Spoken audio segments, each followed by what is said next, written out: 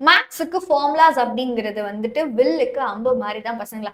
இந்த அம்பு மாதிரி இருக்க ஃபார்முலா ஷீட்டை பிரிண்டபிள் ஃபார்மா கொடுத்துருக்கேன். ஸோ டவுன்லோட் பண்றதுக்கு முன்னாடி சேனலை சப்ஸ்கிரைப் பண்ணலாம். சப்ஸ்கிரைப் பண்ணிக்கோங்க.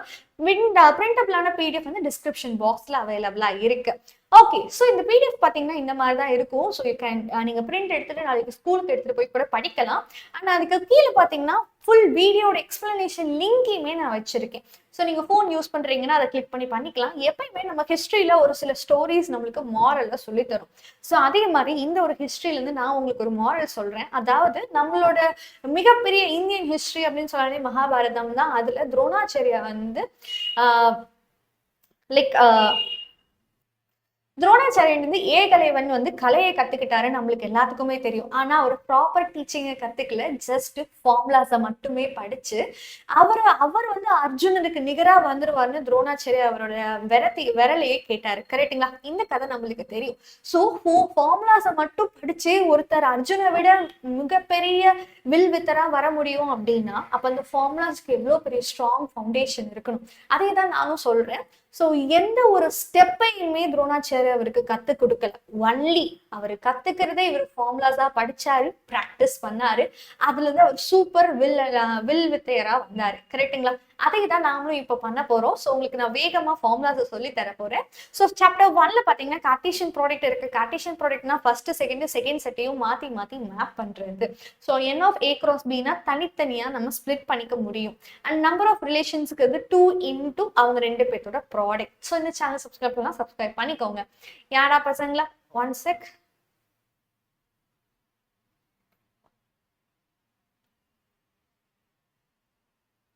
ஸோ ரிலேஷன் அப்படிங்கிறது ஏ கிராஸ் பிக்கு சப்செட்டா இருக்கணும். ஃபங்க்ஷன்ஸ் அப்படின்னாலும் ரிலேஷனும் ஒன்று தான்.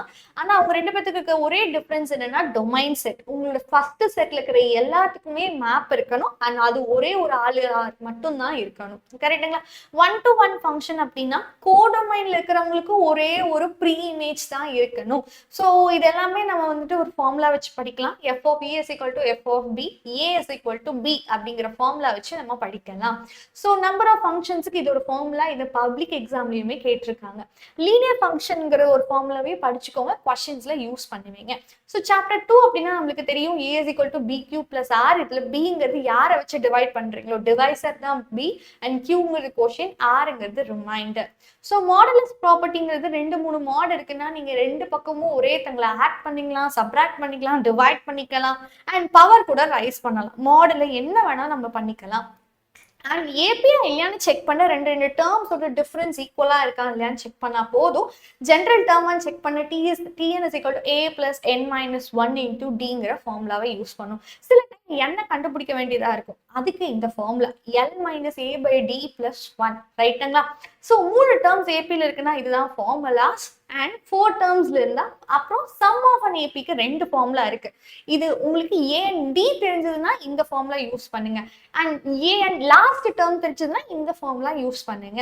ஸ்பெஷல் சீரிஸ் ஃபார்முலாஸ்னு ஒன்று இருக்கு. அதுக்கு முன்னாடி ஜிபிக்கும் இதே ப்ராசஸ் தான். அங்கே மைனஸ் அப்படின்னா இங்க டிவைட் யூஸ் பண்ணுவீங்க, அங்க பிளஸ் அப்படின்னா இங்க மல்டிபிளிகேஷன். ஸோ அதனால தான் tn is equal to a into r n power minus 1 அப்படின்னு வரும். ரைட்டுங்களா? கன்சர்வேட்டிவ் டேர்ம்ஸ் என்னது?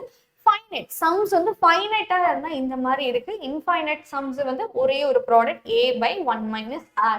அவ்வளவுதான். ஸோ இதுக்கப்புறம் ஸ்பெஷல் சீரிஸ் ஃபார்முலா தான் இருக்கு. Sum of natural numbers equal to n into n plus 1 by 2 and square numbers formula வந்து n into n plus 1 into 2n plus 1 divided by 6. Cube நம்பருக்கு நம்ம some of natural numbers அப்படி square பண்ணா cube கிடைச்சிடும். ரைட்டாடா பசங்களா? So அவ்வளோதான். Chapter 3 elimination மெத்தடுக்கு ஒரு ஸ்டோரியை பார்த்து நம்ம சொல்லியிருக்கோம். சாப்டர் 3 வந்துட்டு உங்களுக்கு ஷாவனி மேம் வந்து சண்டே லைவ்ல சொல்லி தர போறாங்க. மறக்காம மிஸ் பண்ணாம பாத்துருங்க. ரைட்டாடா பசங்களா? So LCM into GCD is equal to p of x into q of எக்ஸ்ங்கிற இந்த ஒரு ஃபார்முலா வச்சு 5 மார்க்ஸ் படிப்பீங்க.